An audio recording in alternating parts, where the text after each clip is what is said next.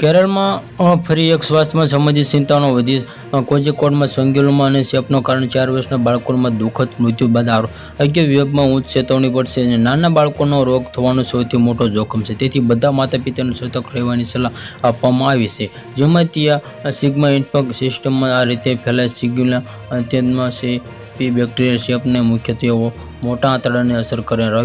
રોગને વિશ્વભરમાં ઝાડા સંબંધી અગ્રણી ચેપના રોગોની બેક્ટેરિયા ઝડપી ફેલાય માત્રામાં ગંદકી દૂષિત પાણી થતા ચેપગ્રસ્તમાંથી સંપૂર્ણ તમારા શરીરમાં પ્રવેશ થતા માટે બની શકે. નબળી સ્વચ્છતાવાળા વિસ્તારોમાં ખાસ કરીને રોગ ફેલાવા માટે સંવેદનશીલ હોય છે. જેમાંથી રાજ્યના આરોગ્ય પ્રધાન કે મુરલીધરના જણાવ્યા મુજબ કેરળમાં અત્યાર સુધીમાં સિગેલા 126 કેસ નોંધાયા છે. આરોગ્ય વિભાગે દેખરેખ વધારી દીધી છે કે 3 બાળકોને કોઝિકોડ મેડિકલ કોલેજમાં દાખલ કરવામાં આવ્યા હતા, જેમાંથી 2 બાળકોને સ્વસ્થ થઈને ઘરે ગયા, પરંતુ તાલુકોની એક છોકરીનું સારવાર દરમિયાન મૃત્યુ.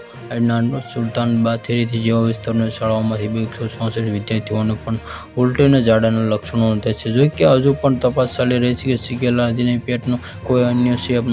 કેરળ વારંવાર આવા રોગથી પીડા જતા જે આરા મુખ્ય કારણ જંગલમાં માનવ વસાવાનો વેચીને નીકળ. દક્ષિણ ભારતમાં માનવી અને ઝડપથી શેર કરી જંગલી પ્રાણીઓનો અનુપનક્ષીઓ લાવી દીધા છે. આનાથી પ્રાણીઓના પ્રજનન કરતા વાયરસ અને બેક્ટેરિયા મનુષ્યો સુધી પહોંચવાનું સરળ બની અહીં હવામાન અને ભારે વરસાદ મચ્છર, બેક્ટેરિયા અને અન્ય ચેપી એજન્ટોના ઝડપથી વિકાસ ફેલાવવાને પ્રોત્સાહન આપે છે.